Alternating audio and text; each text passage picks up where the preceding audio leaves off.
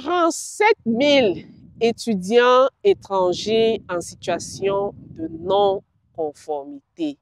Alors, ce chiffre-là, il est assez significatif, c'est important. C'est le chiffre que nous donne Immigration, Réfugiés et Citoyenneté Canada devant une commission parlementaire il y a quelques jours ici au Canada. Alors, je vais tout d'abord vous laisser suivre un tout petit extrait de cette commission-là et je vous retrouve juste après pour vous dire ce que je pense de cette situation-là. Regardez et on se retrouve juste après. Refugees and Citizenship Canada recently told at the House of Commons that more than 47,000 international students across Canada may be non-compliant with their visas by not attending classes at their post-secondary institutions. We have not yet determined whether or not they are fully non-compliant. Okay. These are initial results that the institutions provide. Ma vidéo d'aujourd'hui, c'est pour sensibiliser les étudiants étrangers. Il y a beaucoup de choses qui ont changé ici au Canada. C'est vrai, certains vont me dire, on se cherche, il faut laisser les gens se chercher, vous êtes déjà là-bas, vous ne voulez pas qu'on vienne. Listen. Lorsque on entend ce genre de chiffres-là, ce qui va se passer, ça, c'est un fait. Ça sera le renforcement des règles du permis d'études. Ça, c'est clair. Ça, c'est clair. Et malheureusement, ça va rendre l'obtention du permis d'études plus difficile pour ceux qui veulent réellement venir étudier ici au Canada. Lorsque on est en situation de non-conformité, ça ne veut pas dire que on a déjà un ordre de déportation sur soi. On peut encore rectifier le tir. Dans beaucoup de pays, ce n'est pas seulement au Canada, il y en a qui utilisent le permis d'études comme porte d'entrée ici au Canada. Ça, c'est connu. Mais lorsque on voit 47 000 étudiants en situation de non-conformité, ça fait réfléchir. Moi, je me pose juste la question de savoir qu'est-ce qui se passe. Pourquoi un chiffre aussi important? Et comme je le disais en entame de la vidéo, c'est juste une situation de non-conformité. On peut toujours prendre des actions pour se conformer. On peut se retrouver en situation de non-conformité parce qu'on a tout simplement oublié de renouveler son permis d'études ou alors on s'est pris à la dernière minute. Il y a des cas extrêmes où les gens ont utilisé le permis ou utilisent le permis d'études pour entrer au Canada et ils ne mettent pas les pieds dans leur établissement désigné. Il y a plusieurs raisons. Il y a des raisons financières. Les étudiants qui ne respectent pas les conditions de leur permis d'études en travaillant, par exemple, plus d'heures que ce qui est marqué dans leur permis d'études.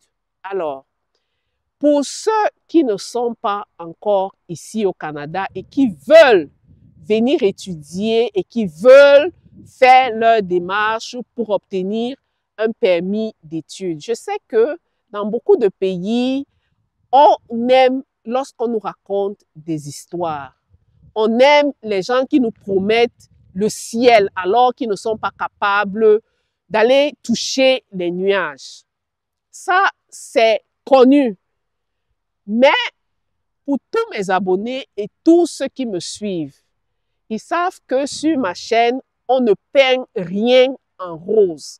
Si vous voulez étudier au Canada, je le dis toujours sur ma chaîne, toutes les informations sont sur les sites officiels. Le Canada, ce n'est pas un pays à la portée de tous, malheureusement. Et pour éviter que des drames ne se produisent, il faut se préparer en conséquence. Lorsqu'on veut venir étudier au Canada, il faut avoir suffisamment de ressources financières pour qu'on puisse aller à l'école avec l'esprit tranquille. Parce que lorsqu'on parle de situation de non-conformité, ce sont des étudiants qui ne vont pas au cours, par exemple. Ils ne vont pas au cours. Pourquoi? Est-ce que lorsqu'ils immigraient, leur intention réelle était d'aller au cours? C'est la question que je me pose. Si leur intention réelle était d'aller au cours, qu'est-ce qui les empêche de ne pas aller en cours? On revient encore sur la question financière. Si un étudiant se retrouve en situation de non-conformité parce qu'il n'a pas renouvelé son permis d'études à temps, il a encore la possibilité de rectifier le tir. Il y a des actions qui peuvent encore être prises. C'est triste. Pourquoi? Parce que cet état de choses va conduire à un durcissement des règles. Ça, c'est sûr. Tout ce qu'on voit là, ça ne contribue qu'à durcir davantage les règles.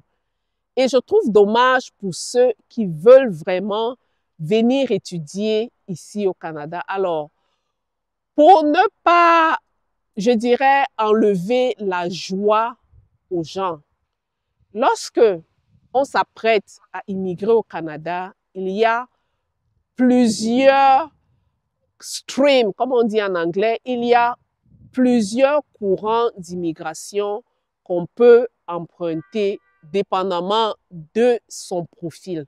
Moi, c'est le conseil que moi, je peux donner sur ma chaîne aujourd'hui. Si on a les exigences du permis d'études sont telles que nous ne pouvons pas remplir les conditions de ce permis d'études-là, cherchons un autre courant pour immigrer au Canada de manière légale, par exemple. Donc, c'est une situation qui est assez dramatique. Les chiffres parlent d'eux-mêmes. J'espère que ceux qui sont en situation de non-conformité pourront encore régulariser leur situation et se conformer par rapport aux règles de leur permis d'études. Et ceux qui s'apprêtent à venir, qui sachent que les choses ont beaucoup évolué au Canada, renseignez-vous.